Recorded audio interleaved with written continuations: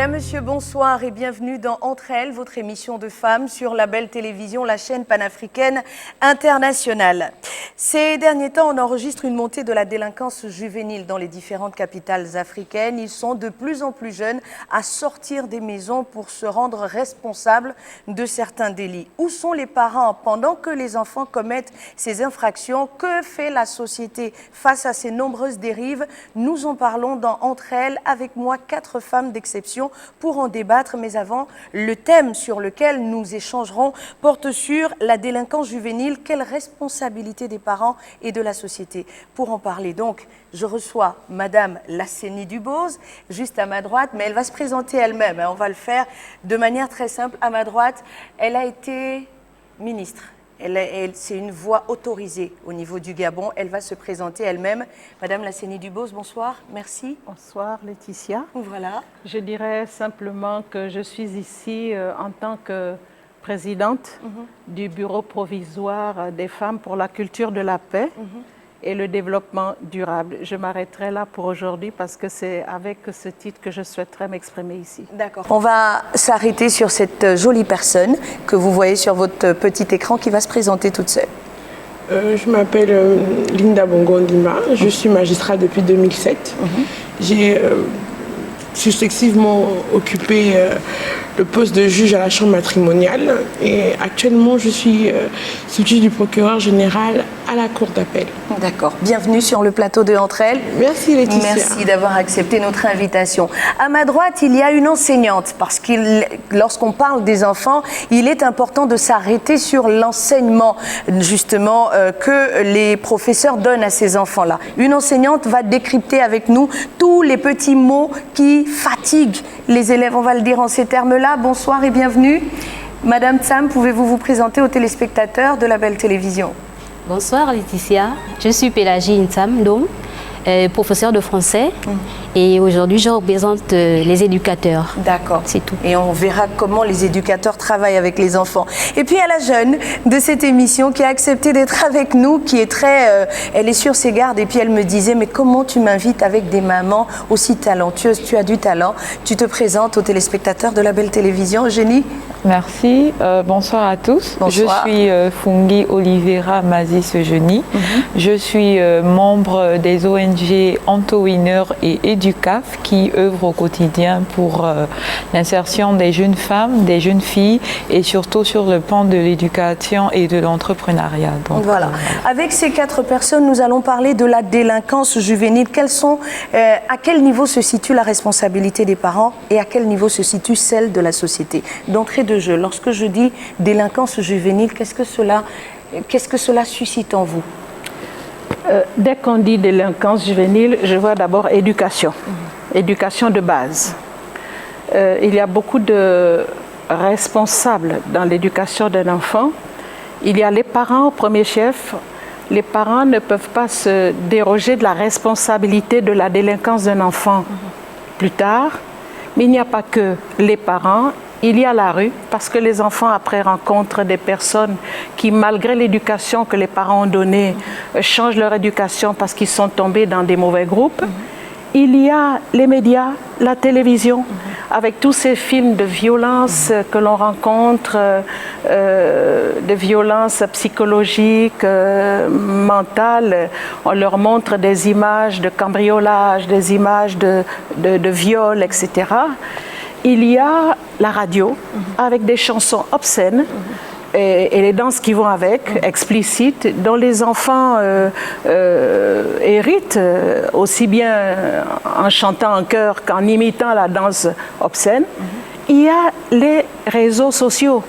Les réseaux sociaux derrière lesquels se cachent des adultes pour invectiver ou pour faire du mal à autrui. Les enfants imitent et imitent très bien. Je pense que la délinquance a plusieurs parents, je dirais. Il y a les parents géniteurs et puis il y a tout ce qui se greffe autour, la modernité, la prétendue modernité, mais qui a ses revers aussi. Voilà, en gros, pour commencer, ce que je dirais, après alors, je développe. La parole est donnée à qui veut la prendre. Délinquance juvénile, moi j'en parle comme ça, c'est un terme générique. Si on s'arrêtait sur qu'est-ce que la délinquance juvénile dit, vue par le droit? Bon, déjà, la délinquance juvénile, pour nous, ça veut dire mineur. La délinquance faite par des mineurs.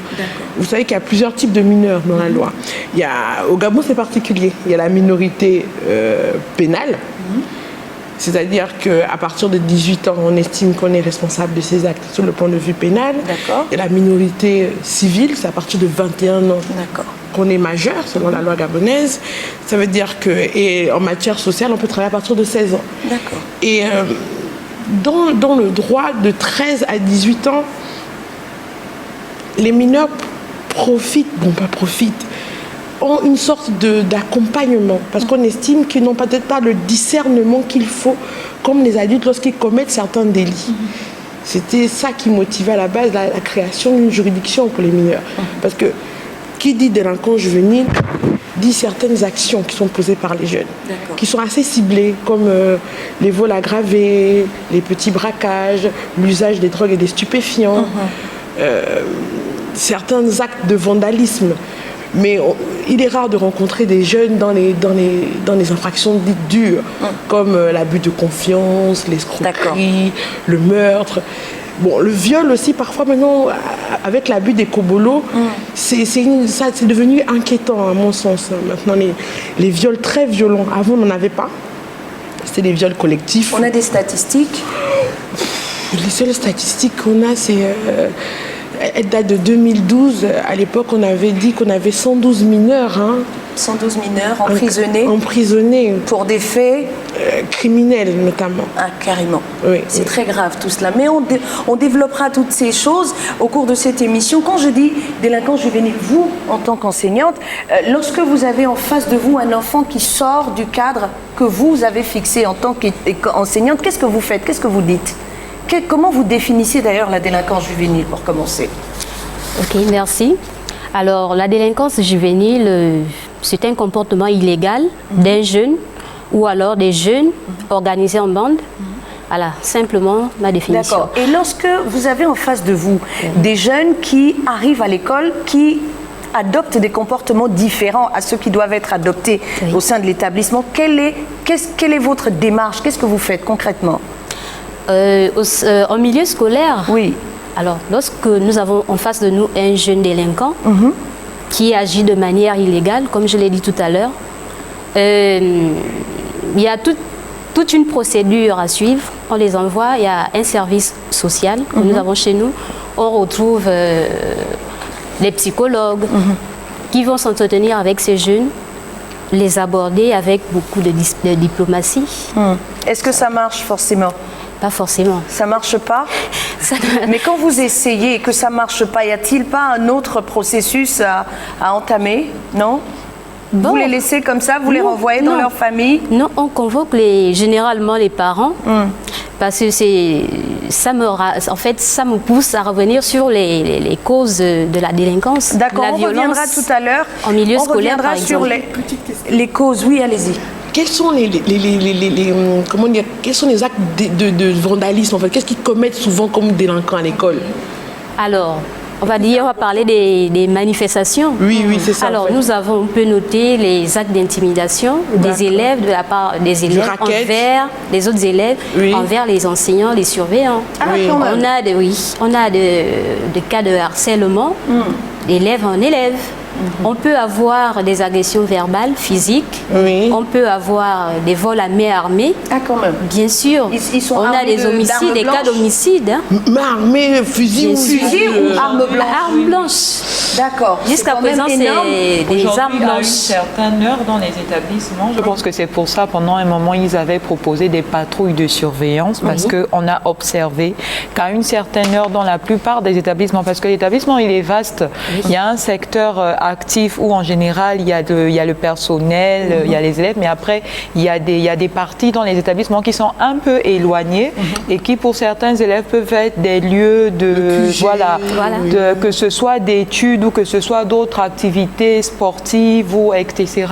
Et on a remarqué qu'en général, c'est à une certaine période de la journée, autour de ces endroits-là, il peut y avoir des actes justement dits de délinquance juvénile. Mais là, on est très face à présent un gros dans les problème. établissements. Oui, On est face à un gros problème. Et moi, la question que je me pose, c'est comment on en arrive à ça?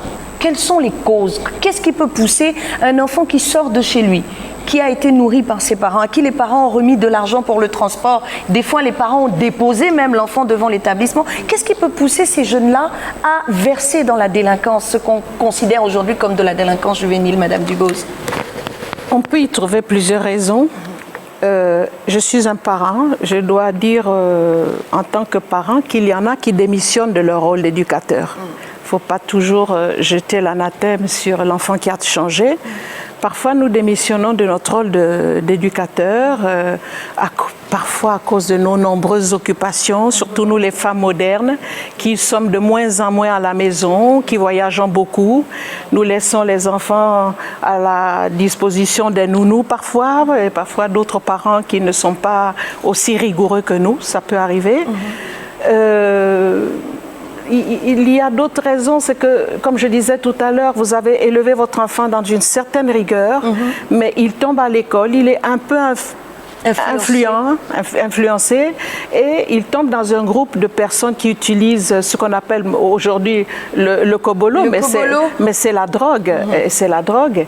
Et notre enfant comme ça, et il ne vous le dira jamais, quand il rentre à la maison, c'est un ange, il s'enferme dans sa chambre, vous ne savez pas ce qu'il fait. Jusqu'à ce qu'on vous convoque pour vous dire soit il est à la police, Exactement. Soit il a été retenu à la direction de son établissement. C'est très grave. Et parlons des kobolos sans vous couper. Allez-y.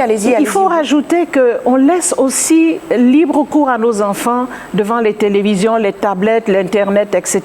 Ils voient tout et n'importe quoi. Ils voient même des films qui ne sont pas de leur âge, pour ne pas dire pornographiques. Tout ça entraîne la délinquance. Moi, je ne sais pas si je pourrais appeler ça une forme de délinquance, mais lorsqu'on voit, vous passez devant des lycées et que vous voyez des jeunes filles qui imitent ce qu'elles voient à la télévision en s'embrassant entre elles comme un homme et une femme, alors que vous passez, le parent est choqué. Ça ne veut pas dire qu'elles sont forcément des homosexuels, mais elles ont vu à la télé et elles imitent, elles reproduisent ce qu'elles ont vu. Je pense que la délinquance peut partir de plusieurs... il y a plusieurs pôles d'influence. Et justement, en parlant de cette délinquance, le kobolo a été cité déjà ici par vous. Nous allons regarder cet élément réalisé par notre rédaction parce que nous avons voulu savoir et comprendre surtout qu'est-ce que le kobolo et quelle est son incidence sur la vie de ces jeunes personnes grâce à un pharmacien, le docteur Seyi en l'occurrence, que nous avons rencontré dans une pharmacie de la place. Le kobolo, ou l'accélérateur de sensations dont les mérites sont vantés par les consommateurs qui ne souffrent d'aucune douleur, est bel et bien un médicament. Mais de quel médicament s'agit-il? C'est un antalgique de palier 2. C'est un dérivé morphinique et qui est utilisé pour soulager les douleurs modérées qui ne sont pas soulagées par le paracétamol ou bien les anti-inflammatoires et autres. Mais comment se fait-il que ce médicament à base d'opioïdes soit si facile à trouver? Première chose, mon père, ma mère, mon oncle, ma soeur peut se faire prescrire du tramadol, ok, pour son traitement habituel. Moi, qui suis le fils, le neveu à la maison, je peux piquer une plaquette, piquer la boîte à mon parent et puis aller le revendre dehors, connaissant plus ou moins les effets qu'il a en matière de toxicomanie. Ok. Il y a aussi que le personnel de santé peut être aussi inclus dans ce phénomène-là, délivrer les médicaments sans prescription. Finalement, quelles sont les conséquences sur la santé et des consommateurs et des familles? On va aboutir à... Il y a des enfants qui font des crises d'épilepsie, qui font des hallucinations, qui divaguent, qui se déshabillent dans les rues. Aujourd'hui, c'est les échecs scolaires parce que les gens sont devenus accros à ça, il y a une certaine dépendance. Beaucoup de pays criminalisent le cannabis alors que le tramadol et ses dérivés, qui sont tout aussi dangereux, circulent librement. Y a-t-il un travail qui est fait dans le cas du Gabon par exemple? Pour le Gabon, on a reçu une directive de la direction de la pharmacie du médicament. Nous exigeons, nous en tant que pharmaciens, de délivrer uniquement ces médicaments-là sur prescription médicale. Le tramadol, plus connu sous le pseudo de Kobolo, est finalement un médicament, on l'a compris, en Afrique de l'Ouest et du Centre et dans plusieurs autres pays du monde. Le comprimé est de plus en plus consommé à la barbe des autorités. N'est-il pas urgent, au vu du danger que cela représente, de convoquer une réunion qui réunirait les pays producteurs et acheteurs pour réfléchir ensemble sur un bon encadrement de ce médicament? La question est posée, la parole est donnée à qui veut la prendre. Justement, nous reprenons la parole dans Entre elles, votre émission de femmes sur la belle télévision, pour parler du Kobolo qui est de plus en plus usité, qui est de plus en plus utilisé par les jeunes. Nous allons comprendre pourquoi, et nous avons compris déjà grâce au docteur Siei, pharmacien, que c'est un médicament. Tous les médicaments que vous avez vus, on les appelle Kobolo parce qu'ils ont des effets secondaires, mais ce sont des antalgiques d'un certain niveau. Il y en a du niveau 1, niveau 2 et niveau 3. Lorsqu'on arrive à un niveau qui est très élevé et qu'on ne souffre d'aucune maladie, on a forcément des conséquences. Donc, l'on assiste à quoi? À tout ce que l'on voit dans la rue, à des enfants qui arrivent à l'école, qui tapent le professeur, qui peuvent se permettre d'agresser les parents et tout. Est-ce qu'à ce niveau-là, les parents aussi n'ont pas leur responsabilité? Madame Dubose l'a si brillamment exposé, les causes Les causes, on les connaît. Oui, quand je reviens là-dessus pour dire que parfois les parents ne peuvent pas sentir la différence. Moi, j'ai été spectatrice d'un membre, pas d'un membre de ma famille, mais de quelqu'un d'assez proche de moi, dont le fils utilisait les Kobolo. Ça ne se voyait pas. On a tendance à croire que quand un enfant utilise les Kobolo, dès qu'il arrive à la maison, il a les yeux revulsés, il tangue et vous parle, yo, tu me dis quoi la vieille? Non. Il y a des enfants qui sont très cachotiers, qui ne vous montrent pas dès le départ, le comportement ne change pas. Il sera peut-être un peu plus renfermé que d'habitude, il sera un peu plus fatigué que d'habitude. Il faut que les parents maintenant se renseignent pour déceler les choses. Parce qu'il y a quelque chose qui se passe dans la famille et l'enfant, dès qu'il arrive devant ses amis, il change. Des enfants qui sont bipolaires. À la maison, ils jouent les saints ou les saintes, mais arrivés dans les établissements publics devant leurs amis, ils changent. Et il faut aussi savoir que parfois, certains s'amusent à en mettre dans les verres des autres. J'ai eu des cas comme ça où toi tu fais trop les malins, tu veux trop jouer le gars sérieux, on te sert un verre de Fanta, mais dans le Fanta ils ont mis les comprimés. Mais il y a forcément un comportement qui doit attirer l'attention. L'enfant qui prend le Kobolo a forcément une attitude qui est différente. Oui, au fur et à mesure. Oui, vas-y. Vous savez, moi j'ai aimé les interventions de mes aînés. Il n'y a pas un manuel qui dit comment il faut être pour être parent. Il n'y a pas un manuel qui dit comment il faut être pour se comporter dans la société. Quand on parle de démission parentale, on parle de délinquance juvénile, on parle de Kobolo. Il faut partir d'un principe simple qui est la cellule de base dans laquelle vous grandissez. Aujourd'hui, avant, il y avait une certaine attitude lorsqu'on était chez nous. Avant, on avait des parents beaucoup plus rigoureux. Ça, maman l'a si bien dit. Moi, j'ai grandi dans une atmosphère où le matin, quand je me levais à 4 heures. Ma maman me disait, tu me recites tes leçons. Qu'est-ce que tu as appris hier? Parce que bien sûr, elle partait toute la journée au boulot. Mais quand elle rentre le soir, elle a cette inquiétude de me dire, maman, tu as appris quoi? Qu'est-ce que l'homme là t'a dit aujourd'hui? Et ça fait que le soir, quand je rentre, mais que je le veuille ou pas, je suis contrainte d'être assise devant mes cahiers. Avant, on trouvait au sein des établissements des activités beaucoup plus intellectuelles, beaucoup plus attrayantes qui incitaient les jeunes. On avait des clubs, il y avait des clubs de lecture. Moi, j'étais dans le club d'anglais. Donc, il y avait tout un tas de loisirs qui occupaient les enfants. Aujourd'hui, plus présentement, je ne juge pas les conditions actuelles. Il n'est pas question ici de juger, il est question d'apporter un éclaircissement, tout à fait. Une observation. Je trouve beaucoup plus d'abandon. Moi, j'ai eu un cas, j'ai ma petite sœur qui est entrée au collège et qui avait des difficultés en anglais. Et moi, de lui dire, ah mais non, mais intègre le club d'anglais. Moi, ça m'a aidé parce que l'anglais, on le parle et tout. Elle me dit, non, mais il n'y a pas de club chez nous. Je suis restée, j'ai fait ok, là ça change. Parce que pour moi, c'est un moyen non seulement d'apprentissage, mais c'est un moyen qui m'évitait de rester à la traîne et qui m'incitait à être occupée. Je saisis la balle au bon pour poser la question à madame l'enseignante. Qu'est-ce qui explique qu'aujourd'hui, dans les établissements, il y ait de moins en moins de clubs de lecture, clubs d'anglais? Pourquoi? Qu'est-ce qui se passe? Plutôt d'occupation de jeunes. Et ajouter à cela la télévision où s'écoule d'être gangster. Voilà. Qu'est-ce qu'il explique? Dites-nous. Les clubs existent toujours. Dans certains établissements publics? Oui. Dans certains établissements publics, il y a toujours des clubs, mais on enregistre de moins en moins l'intérêt des enfants, des élèves, des apprenants. Qu'est-ce qui fait qu'en 2005, il y avait l'intérêt, les enfants étaient bouillants comme ça et voulaient intégrer ces clubs-là, et qu'aujourd'hui, ils ne veulent plus le faire? Qu'est-ce qu'il explique? L'apparition de la technologie, les jeunes ne veulent plus lire. Alors, je vais prendre un cas simple. Nous sommes en Afrique, c'est vrai. Mais il y a des pays où, dans les établissements, on s'appuie sur la technologie aussi pour éduquer les enfants. Voilà. Pourquoi est-ce que dans nos établissements, au Gabon précisément, il n'y a pas ces clubs-là, un club d'Internet par exemple, où les enfants pourraient aller apprendre les bases de l'informatique plutôt que d'aller dans un téléphone, fouiller des choses et parfois tomber sur des scènes étranges et difficiles à supporter pour leur jeune regard. Comment on l'explique aujourd'hui? Bien, c'est pas de mon ressort, mais je vais quand même dire quelque chose. Dites-nous quelque chose.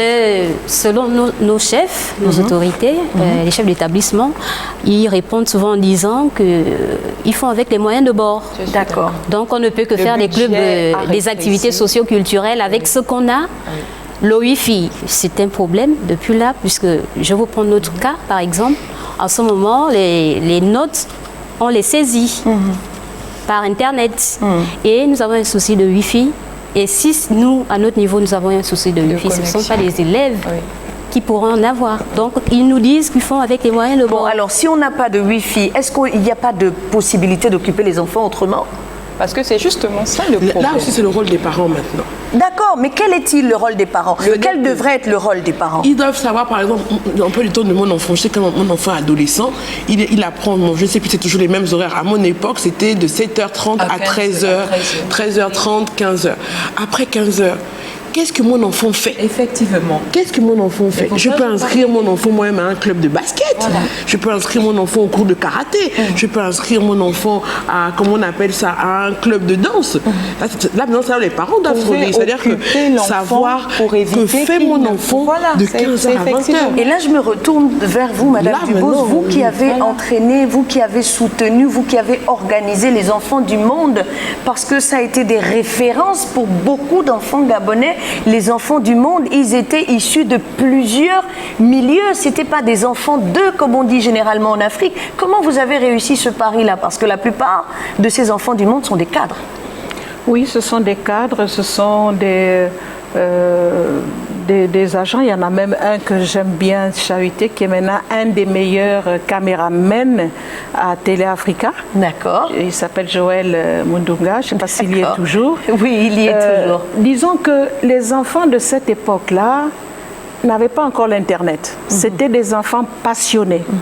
Et la chanson, pour eux, c'était quelque chose qu'ils avaient en direct. Ils aimaient ça, ils avaient du talent. Mais j'ai essayé de reprendre les enfants du monde. Je me suis rendu compte, en les reprenant, que les enfants d'aujourd'hui sont les enfants des tablettes, sont les enfants de l'Internet. Ils viennent de la facilité. Et bon, ils apprennent, ils voient des Madonna et puis toutes ces chanteurs, toutes ces chanteuses et chanteurs. Mais eux-mêmes ne se mettent pas à l'idée qu'ils peuvent être ces chanteurs-là avec des talents qui sont en eux. J'ai essayé et je me suis rendu compte que même les parents, lorsqu'ils venaient déposer les enfants, c'était comme une garderie. Ah, là-bas, ils seront tranquilles le temps que je fasse quelque chose. Mais c'était pas facile pour moi d'emmener un enfant qui a sa tablette, parce que les parents les laissent en plus avec leur téléphone et leur tablette. Alors ça boudait quand vous mettiez les tablettes de côté, et ça avait une connotation, une ambiance qui ne me plaisait pas du tout. J'ai d'abord arrêté parce que ce n'est plus la même génération. Pour revenir à ce que vous avez dit tout à l'heure, nous à notre époque, je peux dire à notre époque, ça se voit sur moi. Nous avions des clubs de théâtre, on faisait du théâtre, on faisait de la chanson, on avait beaucoup d'activités extrascolaires qui nous permettaient d'occuper notre temps et de développer nos talents. Moi, je suis une actrice de théâtre, je suis devenue après une petite actrice de cinéma, et c'est tout ça qui fait ma personnalité aujourd'hui. Et je pense que ça manque dans les écoles. Vous êtes très discrète quand vous parlez parce que vous êtes du corps enseignant. C'est pas facile pour vous de dire il manque ceci, il manque cela. Moi, je suis à la retraite, je peux me permettre de dire que l'État devrait revenir sur le système, à un plus vaste champ de loisirs des enfants, même dans les écoles. Et ça même en manque. dehors. Même en dehors des écoles, il n'y a plus... À l'époque, il y avait la foire.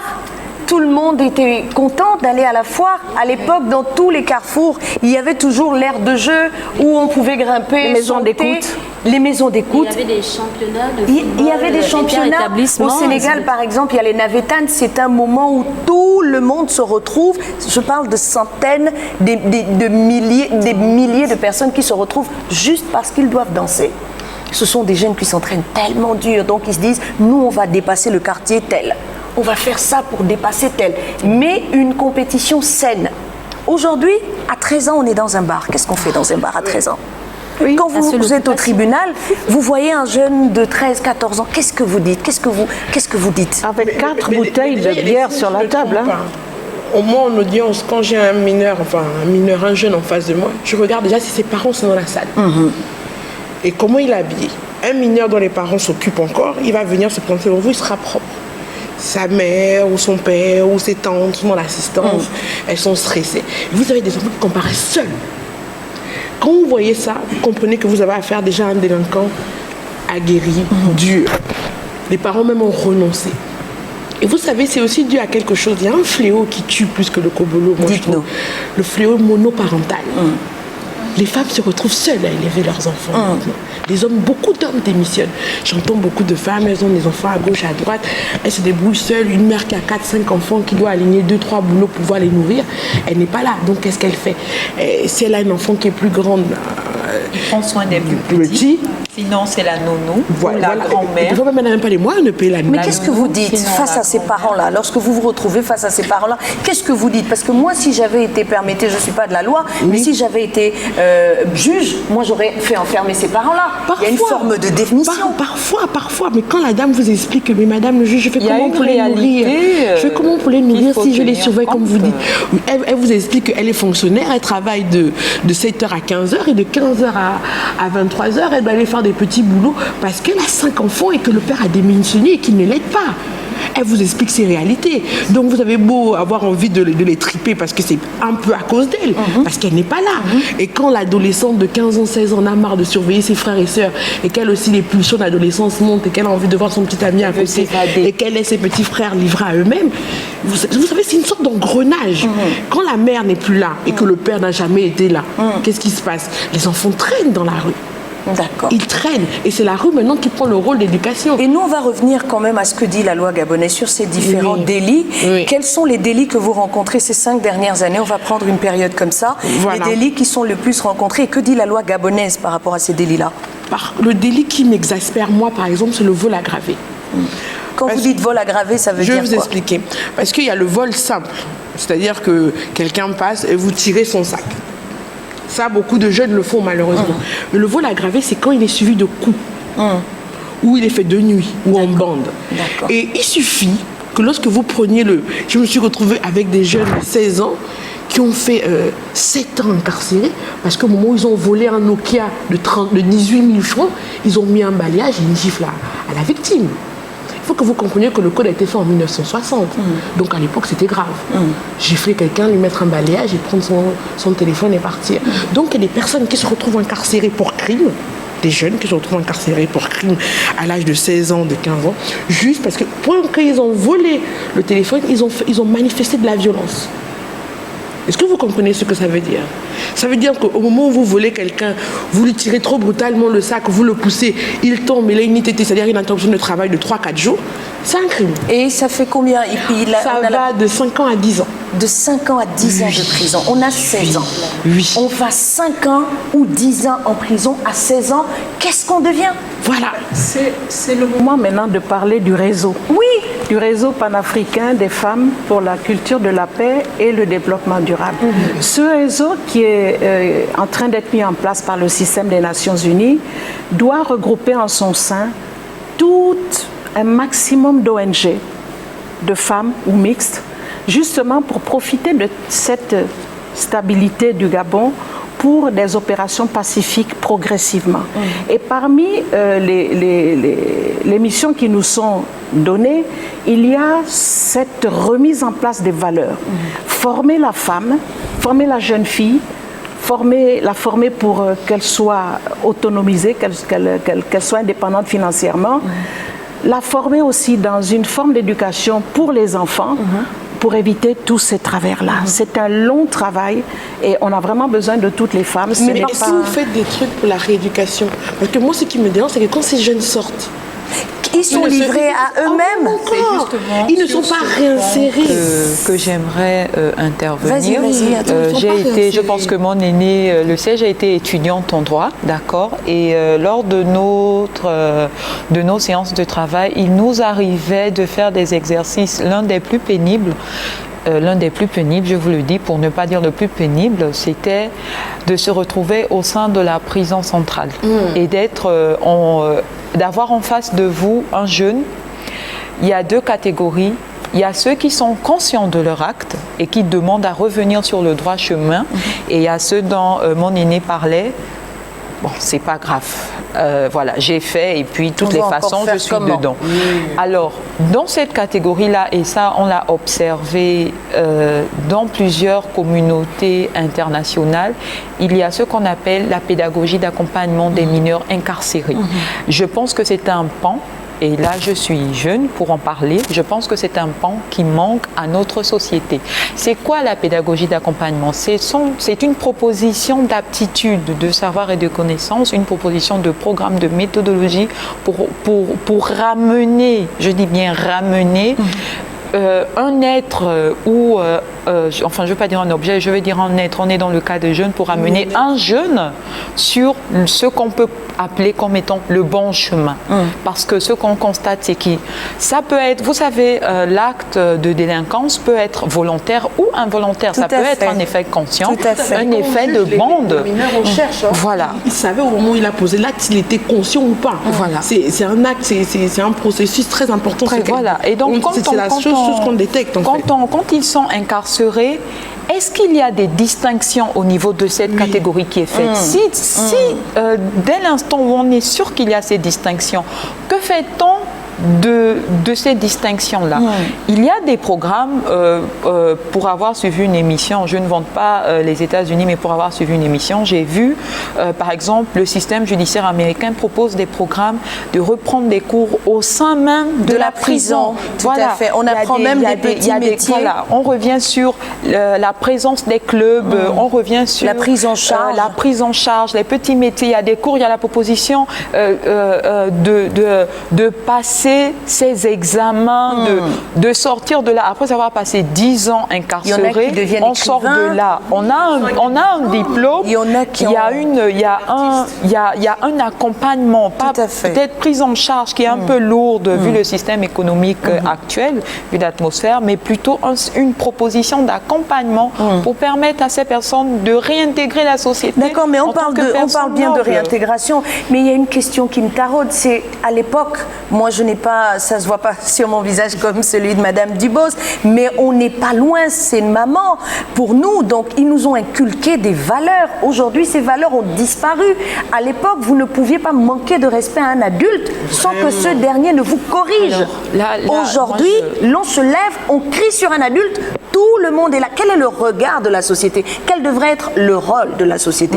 Avant d'en venir au rôle des parents, parce que je vous assure que les parents, aujourd'hui, on va essayer de comprendre pourquoi est-ce qu'ils démissionnent et surtout pourquoi est-ce qu'ils ne font pas l'effort de revenir aux fondamentaux. Qu'est-ce qu'il explique? Moi, j'aimerais intervenir, et là, je vais vous surprendre, parce que moi, contrairement à la génération actuelle, moi, je suis de la vieille école. J'ai grandi dans une atmosphère où ma maman allait au boulot, elle avait un boulot assez lent.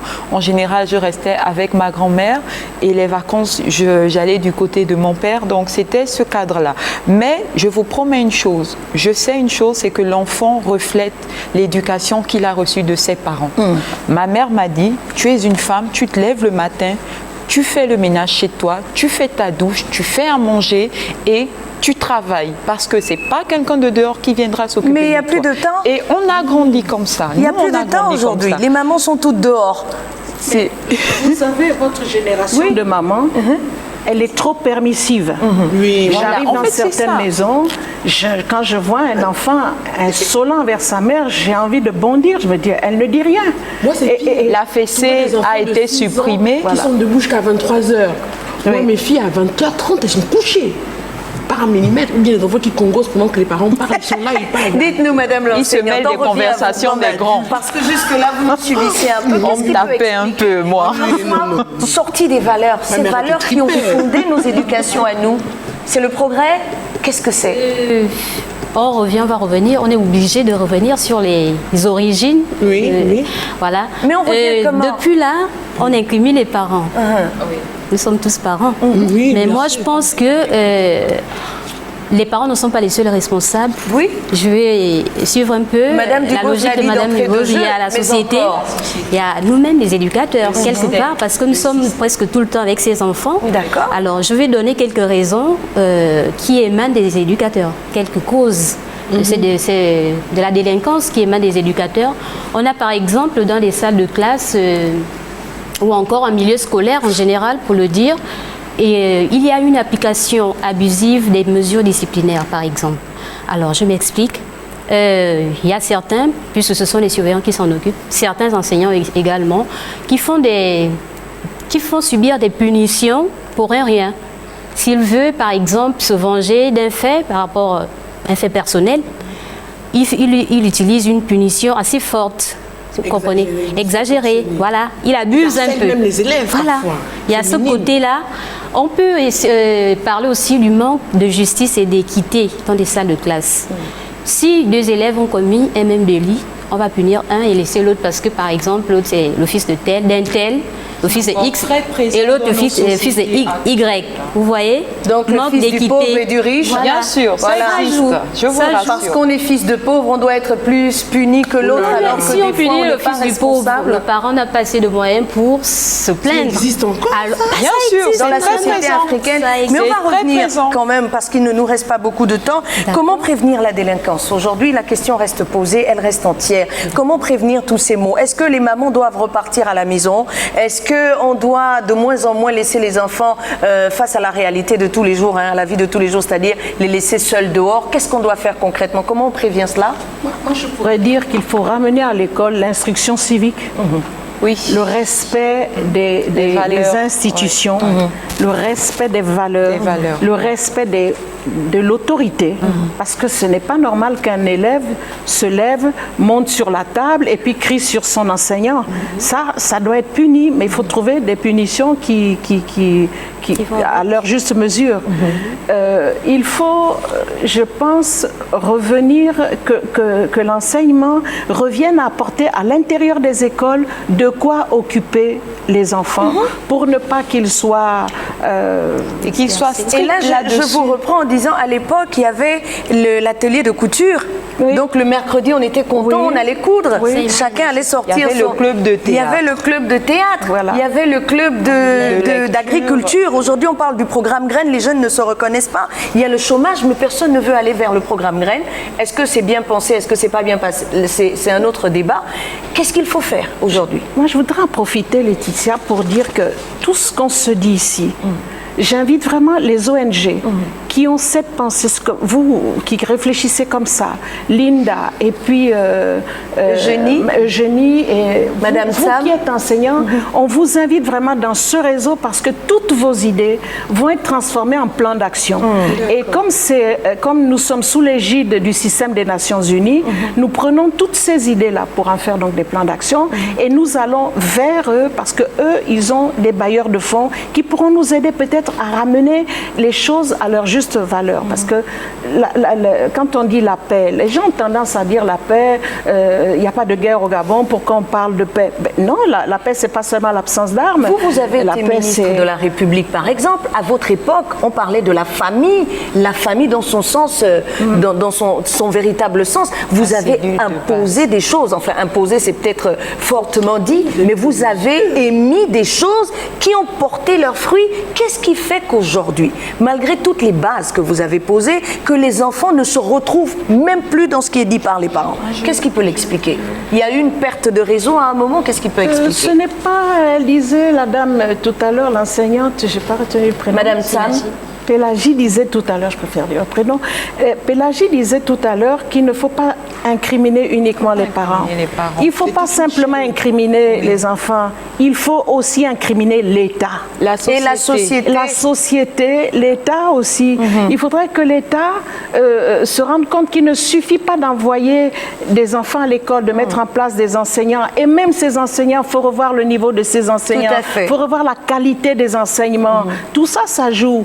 Parce qu'un enseignant qui éduque mal ses enfants à la maison, qui est ivrogne et qui passe son temps à frapper sur sa femme, que va-t-il apporter à l'enfant à l'école? L'enfant n'est que le reflet de ses parents. Il n'est que le reflet de... Donc, qu'il laisse ses enfants en tenue. Mais en parlant justement de bars, voilà un autre problème. Les bars, qu'est-ce que vous faites? Est-ce que vous avez...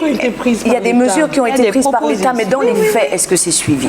Non, parce que les gérants continuent à faire ce qu'ils veulent. Qu'est-ce que vous, qui êtes magistrat, vous qui êtes les tenants même de la loi, qu'est-ce que vous dites? Non, nous ne faisons qu'appliquer la loi. Oui, mais ce sont les députés qui la mettent. D'accord, vous qui appliquez les lois, concrètement, est-ce que vous appliquez des lois de sorte que les personnes qui sortiront de là, qui sont incriminées, soient des exemples pour les autres et que ces personnes ne retombent plus dans le même piège? Le problème, c'est que ce n'est pas noir ou blanc. Vous savez, il y a des gens, quand ils vont en prison, ils décident à vie que plus jamais ils ne reviendront là-dedans. Mais il y a d'autres qui rentrent dans l'université du crime. C'est-à-dire qu'ils sont au contact avec d'autres délinquants beaucoup plus âgés qui aggravent la situation. C'est pourquoi moi j'ai un palliatif, mais qui est un peu trop moderne pour notre société, c'est les peines d'intérêt général.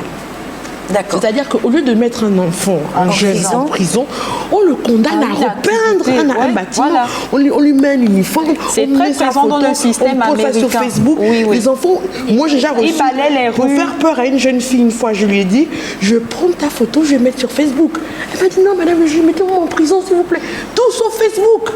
Ils tiennent plus à leur réputation devant leurs amis qu'au fait d'avoir peur d'aller en prison. D'accord. Donc je pense que ce serait un bon palliatif. D'accord. On va faire un dernier tour de table parce que malheureusement 52 minutes c'est vite passé. Il faudra faire une bonne soirée. On parlerait de ça. C'est vraiment un très bon sujet. Je vous félicite, madame. Merci beaucoup. Ce sujet. On va commencer par faire ce tour de table et puis donner des pistes de solutions. On va proposer, parce que d'entre elles, nous proposons des choses. Qu'est-ce que l'on peut proposer concrètement pour essayer, non pas d'éradiquer le fléau, parce que la pauvreté, l'oisiveté sont toujours là et nous entrons dans une période de vacances, les enfants seront encore abandonnés à eux-mêmes. Qu'est-ce que l'on peut dire concrètement pour aider les parents, aider l'État, aider la société, aider les enfants? On fait le tour, on va terminer avec Madame Dubose. On commence par Eugénie. Moi, j'aimerais proposer des sensibilisations. Des sensibilisations. Mon père me dit souvent, il faut d'abord savoir parler à l'autre. T'assurer qu'il a compris ton message et qu'il soit apte à l'appliquer. Des sensibilisations. Aujourd'hui, on a des ONG. On a des ONG. Moi, je suis membre de plusieurs. Est-ce qu'il faut pas des ONG. On a des plateformes, d'accord. On a des propositions de loi. Il y a tout un système qui est là. Mais des sensibilisations. Vous savez, il y a un fléau et vous n'avez pas évoqué ce sujet. Il y a ce qu'on appelle le challenge. X met un challenge. Et ça va se faire. C'est un fléau qui, autant que le cobolo, pardon, le tramadol, voilà, autant que le tramadol est beaucoup plus présent, le challenge. Qu'est-ce qu'on propose? Moi, je ne connais pas le challenge. Le challenge, on vient de le découvrir tous ensemble. Voilà, c'est un fait. Et ça, par exemple, le côté artistique, le côté culturel se sert beaucoup de ça pour se faire connaître. Mais ce serait intéressant que le côté artistique, culturel, que toutes ces ONG qui existent et que le système mettent en place des sensibilisations pour attirer les jeunes, les dévier de la mauvaise voie qu'ils ont choisi pour leur montrer qu'il y a autre chose. Concrètement, on propose quoi? En 2 lignes, comme ça on fait le tour de table rapidement. Qu'est-ce que tu proposes? Des programmes de réinsertion des jeunes, des programmes de centres de loisirs, des programmes d'occupation, des programmes intellectuels et instructifs d'occupation des jeunes. Qui doivent être faits comment? Dans quelle mesure? Comment? On met ça en place comment? Nous, on va aux pratiques. Comment les mettre en place? Il faut que l'État soit là. Non, je n'ai pas encore. D'accord. On est encore en train de réfléchir à cela. de travailler, Madame mais il y a Tam, des activités. d'accord, Madame Tam, on va y aller. Alors, pour moi, je note par exemple, on pourra sensibiliser la jeunesse sur les valeurs morales, les conscientiser. C'est pas ce que vous faites déjà au quotidien? Il faut persévérer. Il faut persévérer. Dites donc que c'est pédagogique. Oui, mais ça fait 3 partie de mois la après, pédagogie. parce que là, ils vont en vacances. Là, 3 mois après, qu'est-ce qu'on fait? 3 mois après, on recommence. Il faut persévérer. Là, ils vont rentrer en vacances. Pendant 3 mois, qu'est-ce qu'on va faire? Les enseignants vont se reposer, les élèves seront abandonnés à eux-mêmes. Qu'est-ce que vous proposez? Pour les 3 mois? Oui. Bon, organiser des activités parascolaires, comme on a D'accord. dit, qui impliqueraient en même temps les élèves, les enseignants, les chefs d'établissement. Les parents. Pour les parents également, pour améliorer le climat. Merci beaucoup, Madame Tam. On va passer du côté de la loi. Vous ne faites qu'appliquer les lois, mais forcément, il y a des conseils. Généralement, quand vous allez dans une salle d'audience, quand le juge, avant même d'appliquer la sentence, il dit, pas la sentence, la peine, il dit, il apporte les conseils. Tout à fait. Qu'est-ce que concrètement on peut faire? Mais déjà, il y a beaucoup de choses qui ont été faites. On a créé la juridiction des mineurs. Ils sont jugés à part. Ils n'ont plus le même système carcéral que les... Mais ils sont tous au gros bouquet? Non, pas toujours. Ils ont des quartiers spécialisés. D'accord. Ils ont des quartiers spécialisés. Et parfois, quand ils ont juste 13 ans, ils ne vont même pas en prison. On les confie à un tuteur, à une personne responsable. C'est quand ils ont plus de 15 ans, ils s'approchent des 18 ans, que là, comme je vous dis, on essaie d'abord de discerner la conscientisation. Est-ce qu'il était conscient au moment de l'acte? Parce qu'il y a des jeunes qui le font par suivisme, qui commettent un acte par suivisme, ou l'effet de bande, ou quand sous l'effet des cobolos, le plus grand décide de violer une jeune fille, si tu ne le fais pas, tu passes pour le, comme on dit dans le langage populaire, le dungué, le boa, le faux, le mbrut. Donc pour ne pas passer pour ça, tu es obligé. On avait appris des expressions. Au contact, C'est le bilangum, le bilangoum. Voilà, Au à force de contact, parler avec eux, d'accord. on est obligé d'apprendre parce qu'il y a des mots ils ne vous comprennent pas. d'accord. On dit, mais la grande, qu'est-ce que tu me racontes là? Moi je ne capte du rien. oui. Donc tu es obligé de. Ah, c'est comme ça qu'ils parlent. Bien sûr. Oui. À la halle, de là à là. Ce sont des enfants de la rue parfois. Donc vous êtes obligé d'adopter. Et à force de parler avec eux, ça déteint même sur mon propre langage, malheureusement. Et donc, qu'est-ce que vous proposez? Moi, franchement, la chose qui m'arrangerait, ce serait les peines d'intérêt général. Déjà, ça désengorgerait les prisons. D'accord. Parce que sur le plan de vue national et le droit de l'homme, le Gabon est très mal noté parce que nos prisons sont surpeuplées. Le fait d'avoir des peines d'intérêt général fera en sorte que déjà on ait moins de délinquants, enfin moins de personnes incarcérées. On aurait de la main-d'œuvre gratuite. On aurait balayer ensuite, les rues, refaire les murs. un autre système aussi qui serait avantageux, c'est le système professionnel. Ce ne sont pas tous les enfants qui sont doués pour suivre les études de manière générale, c'est-à-dire économique, littéraire ou scientifique. Il y a des jeunes qui sont doués avec leurs mains, des filières mécaniques, des filières professionnelles. Avec leur voix. Voilà, mais on ne leur propose rien. C'est-à-dire que si tu n'arrives, si tu n'es pas économiste, si tu n'es pas mathématicien, si tu n'es pas littéraire, alors qu'aux États-Unis, en France, chez les Occidentaux, Prenez ce qui est bien ailleurs. il y a des filières pour ces personnes qui sont douées de leurs mains. Si on arrive à développer ce genre de choses, ce serait bien. Et aussi, nous, les investisseurs, toutes les femmes aujourd'hui, elles ne pensent qu'à ouvrir un magasin de vêtements ou de coiffure. Il faudrait que les investisseurs, aussi les acteurs économiques, pensent à investir dans la jeunesse, ouvrir des centres aérés, ouvrir des centres de distraction pour les enfants. Il faut s'arrêter de tout compter sur l'État. Tout le monde compte sur l'État. C'est fini la publique de l'assistanat. Moi, je suis de l'Afrique de l'Ouest. Ma mère est togolaise. Au Bénin, la population est plus riche que l'État. Eux-mêmes, ils investissent, ils font des choses pour leurs jeunes. À chaque fois, l'État. Mais nous-mêmes, qu'est-ce qu'on fait? L'État, c'est toi, c'est moi, c'est tout le monde ici. Si Nous on allons cherche des conclure sous, avec jouer Madame un truc pour les Lasseni. jeunes. Voilà. Merci beaucoup, Madame Linda. Madame Lasseni Duboz, on laisse la parole à la maman de cette émission qui a accepté d'être avec nous. Quelques pistes de solutions pour cet État qui nous regarde, pour ces personnes qui nous regardent par rapport à la délinquance des enfants. Je dirais qu'il faudrait qu'il y ait un grand changement de mentalité à tous les niveaux. Que à l'État, qu'il y ait des budgets un peu plus importants pour encadrer cette jeunesse qui est appelée à nous remplacer demain. Tout à fait. Il faut vraiment investir dans l'humain. Et l'humain, c'est cette jeunesse-là, pour éviter que très tôt, quand ma fille me dit qu'il y en a qui commencent leur délinquance à partir de 5 ans, et il y a des prisons, plutôt des prisons de 5 à 10 ans, ça me fait mal au cœur. Il faudrait que l'État investisse, qu'on trouve un budget, qu'on tire des budgets pour investir dans l'humain. Très important. Que nous, on change de mentalité. Nous, les parents, que de plus en plus, on ramène aussi les valeurs dès l'école primaire, l'éducation civique, l'instruction civique. L'éducation populaire doit revenir à l'époque, on nous éduquait sur tous les domaines. Je me souviens, je vais la citer, Madame Berthe Bénet faisait des émissions extraordinaires qui éduquaient toutes les populations. Et puis, pour conclure, je pourrais dire qu'il faut ramener la notion de Dieu. La notion de Dieu dans les esprits, parce que avec Dieu, on apprend à aimer. Le Gabonais a oublié de s'aimer. On ne s'aime plus. On utilise, et je vais vous dire, des chercheurs professionnels disent que lorsqu'ils ont fait des recherches sur Internet pour étudier la mentalité sur les réseaux sociaux, le Gabon vient en premier dans le monde entier sur l'art de dénigrer son compatriote, de le salir et de le jeter en pâture. Le Gabonais vient en tête, toute proportion gardée de sa population, authentique ce que je vous dis. Mais je vais dire un secret à tout le monde ici. Personnellement, j'étais souvent vilipendée par Internet, mais j'ai écrit à Google, je suis passée par un chercheur qui a retrouvé la personne qui m'insultait. Google peut vous retrouver les gens.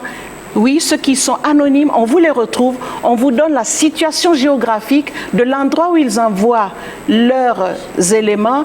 On vous donne même la photo de la personne, son nom et la photo des personnes qu'ils fréquentent. Merci pour ça, je le dis pour que les gens sachent que ça doit maintenant s'arrêter. Les Gabonais sont trop méchantes, il faut que ça s'arrête. Et je pense que la notion de Dieu peut nous emmener à nous aimer et puis à éviter tout ce qu'on vit aujourd'hui. Voilà, c'est ce que l'on retiendra, c'est des paroles sages et c'est pourquoi nous lui avons donné la parole en dernier lieu. J'ai envie de rappeler à chacun de vous que Entre elles, c'est une émission de femmes. Les femmes, avec la femme, on peut construire des choses. Avec la femme, on peut aller au-delà même de ce que l'on imagine. Les enfants sont l'avenir de demain. Si vous en avez un à côté de vous qui se démarque de la voie autorisée, la voie normale, il est important que vous soyez son père ou pas, de le reprendre.